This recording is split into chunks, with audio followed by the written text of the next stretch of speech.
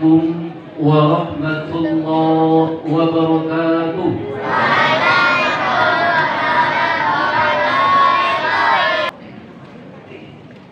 Bapak dan Ibu, mari sama-sama kita awali ceramah ini dengan mengucapkan kalimat tasbih sebanyak 3 kali. 1, 2, 3. Subhanallah walhamdulillah wa la ilaha illallah wallahu akbar. Subhanallah walhamdulillah wa la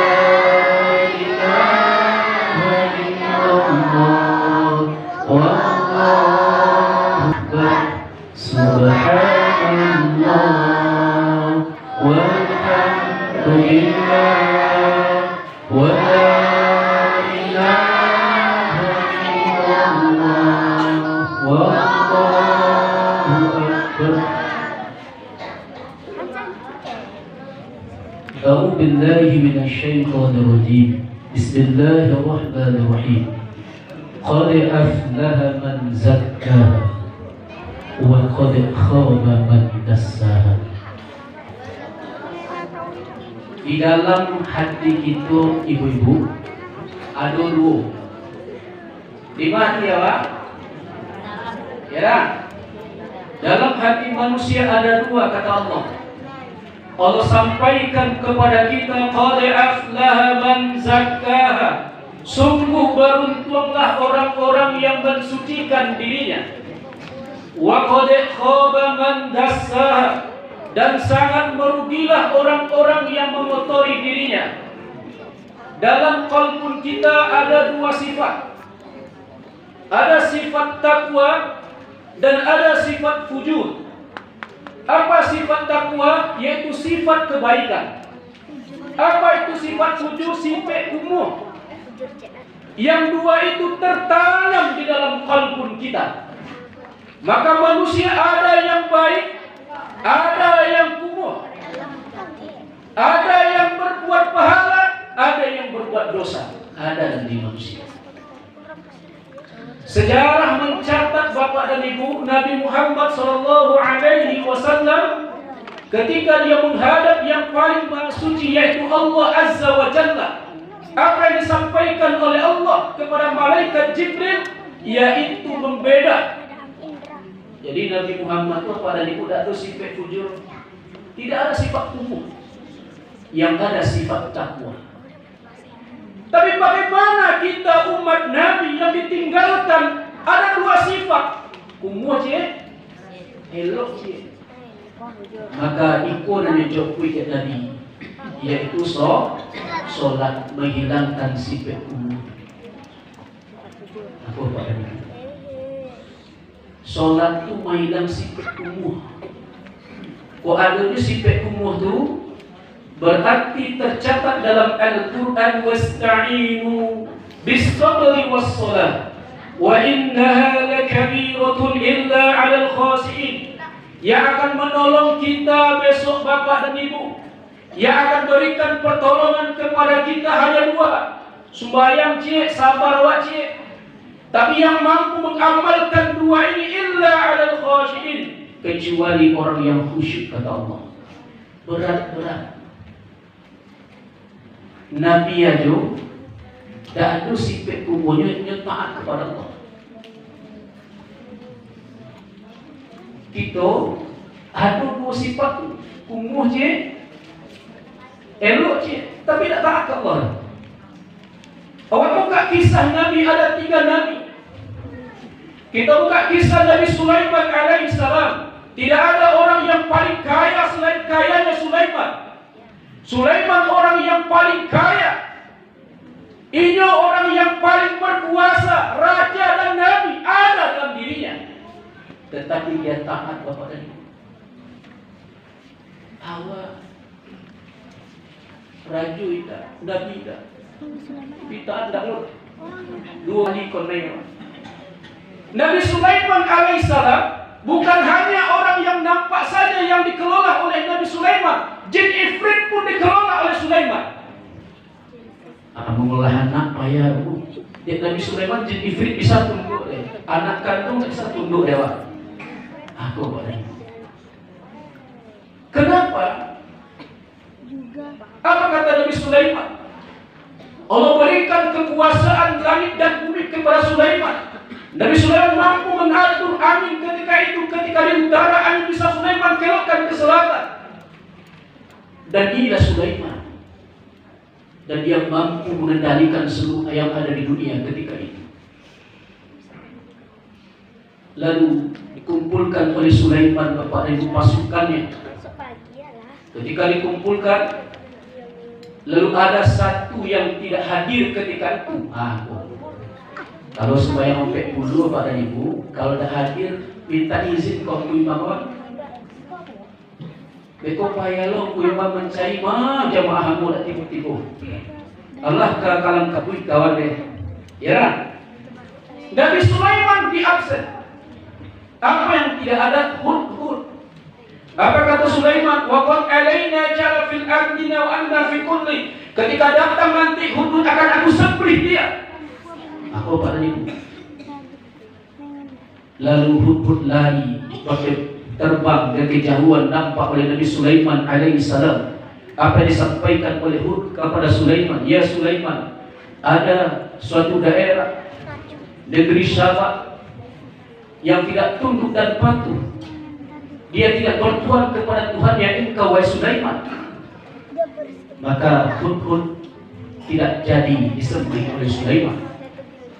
Kalau dulu Sulaiman itu mengirim surat lewat burung. Kita dulu mengirim surat apa pos. Akhirnya new HP ngirim surat ini.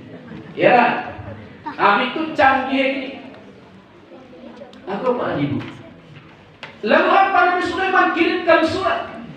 Ketika Hud terbang ketika itu ke negeri Syaba, lalu Nabi Sulaiman kumpulkan oleh Sulaiman.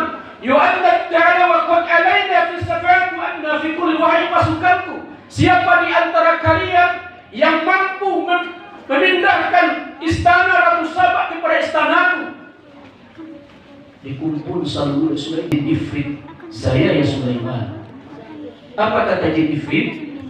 Sebelum engkau berdiri dari tempat dudukmu wahai Sulaiman, istana itu sudah sampai di sini. Mengarahkan jangan kekuatan jin ifrit. Lalu ada orang yang taat kepada Allah, yang tunduk dan patuh kepada Allah, yang suri tangan kanannya Nabi Sulaiman, orang yang soleh. Apa katanya? Ya Sulaiman, sebelum matamu berkedip wahai Sulaiman, istana itu sampai pada kamu pada hari ini. Mana kancang? Orang yang soleh atau jin ifrit? Soleh. Tuh, ancak jadi orang soleh. Banyak nyanyi ya Allah kawan. Ya lah. Allah mengijuk matu Sulaiman latipo istana begitu. Tapi Nabi Sulaiman taat kepada Allah. Yang kedua Bapak dan Ibu, Nabi Ayyub alaihissalam, Nabi yang paling wansek. Tidak ada penyakit yang paling parah selain parahnya Nabi Ayyub. Itu penyakit yang paling parah Bapak dan Ibu. Tidak ada yang separah Nabi Ayyub penyakit itu. Ada yang mengeluh mutakalan penyakit Nabi Ayyub karena tidak ada satu yang mampu mengobati Nabi Ayyub. Lalu apa kata istri Nabi Ayyub? Wahai suamiku, engkau kan seorang nabi. Berdoalah kepada Allah, maka Allah akan kabulkan permintaanmu. Kata Nabi Ayyub, tidak sebanding antara nikmat sehat yang lagi di Allah kamu dan nikmat penyakit yang lagi di Allah kamu. Kalau nikmat sehat sekian puluhan tahun yang di Allah kamu, sakit baru 2 tahun dulu kata Nabi Ayyub. Barasaba Nabi Ayyub kepada Nabi. Nabi Ayyub alaihissalam seluruh tubuhnya kondai diulek. Tak ada kondai diulek lah. 2 yang diminta oleh Nabi Ayyub kepada Allah. Ya Allah, jangan engkau berikan pada lidahku. Kalau engkau berikan bulan ini kepada lidahku, siapa yang akan lagi menyebutkan asmamu ya Allah? Maka Allah kabulkan. Ya Allah, yang Engkau berikan kepada hatiku, siapa lagi akan menikmati nikmatnya, nikmat yang Engkau berikan kepadaku. Lidah tu hati yang tak konai kepada Ibu. Sanggup konai dia boleh, ujung ombak sampai ujung kaki konai dia boleh. Lalu ketika Nabi Ayub alaihissalam sujud, Jabal jatuhlah ulit dari kepalanya. Lalu ketika selesai Nabi Ayub sujud, nyambil ulit itu nyulatan dari kepalanya dia. Aku pada Ibu. Jadi dia tanggung musuh kok seandainya tu di ladang kafe tu takkan tolok orang tinggal dalam kafe tu desa musuhnya. Maka istri Nabi Ayub mengasingkan Nabi Ayub dari tempat keramaian. Dah ada tompek kubuan jeda putih. Dah ada menumpul orang. Disitulah nyasi yang Nabi dan istri Nabi Ayub, dan ada manusia ketika itu yang menempuh ketika itu. Aku cik Nabi Ayub, kalau sehat ambo disuruh, saya pukul engkau istri. Bapak dan Ibu, ajan dibuang loleh. Ya. Jadi Bapak dan Ibu, sabarnya Nabi Ayub, uang yang paling panse, penyakitnya kiri Allah, tapi dia taat kepada Allah.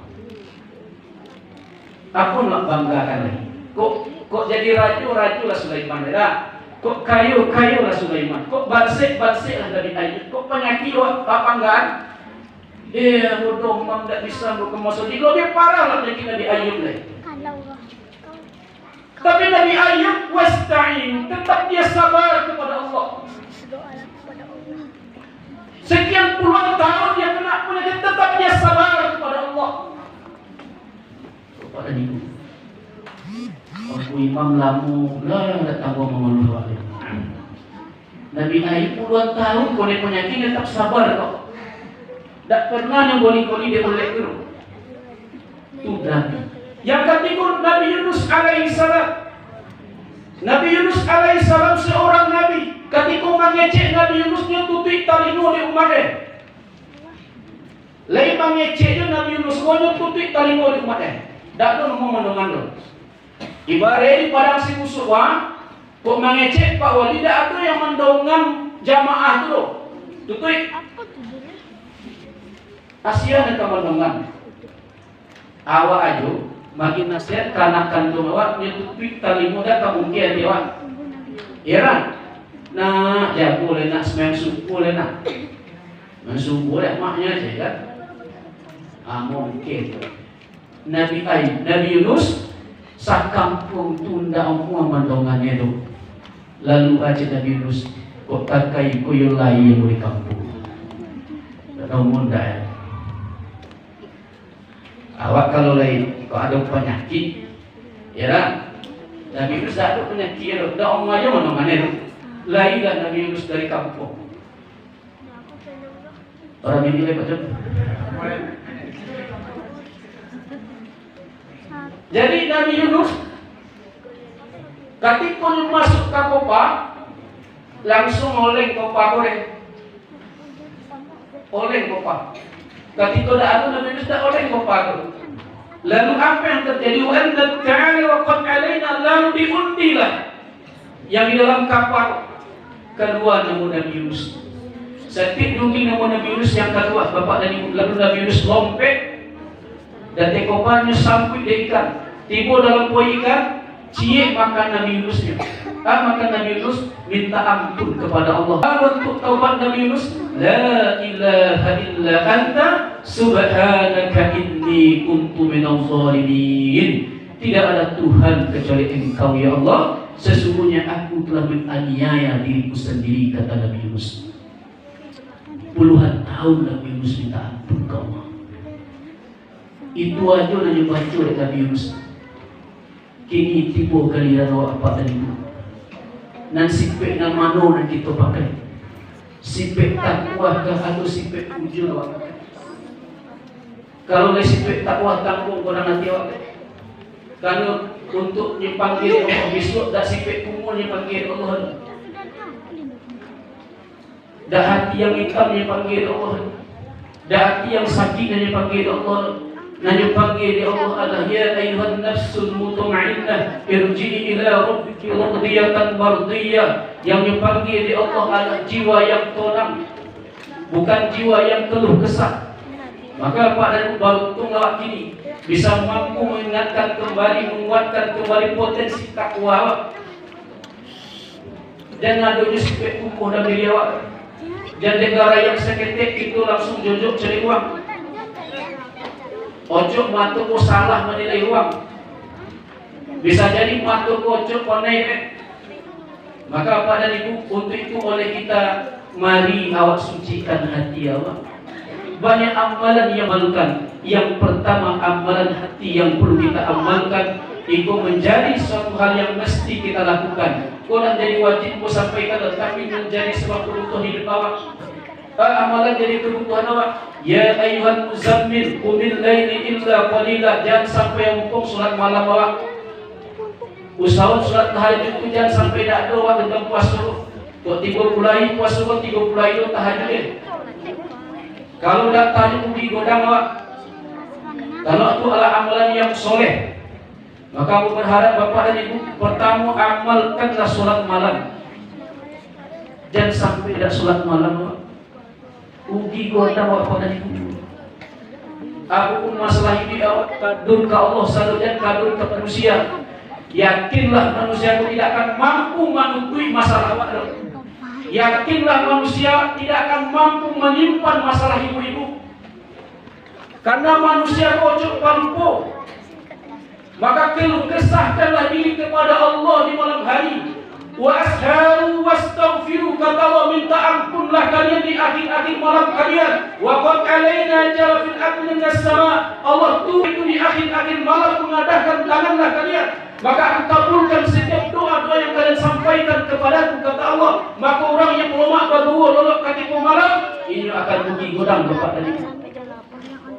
Itu yang pertama. Yang kedua, usahawan khatam Quran di Ramadan. Misalnya subuh 5 halaman, zuhur 5 halaman, maghrib 5 halaman, asar 5 halaman, isya 5 halaman. Lasa 7 sehari. 30 ke 30 juznya. Sabun tanya. Yang membuat awak laku itu adalah nafsu. Nafsu itu yang membuat awak ditarik. Maka bagi siapa yang tidak khatam Qurannya, rugi godang.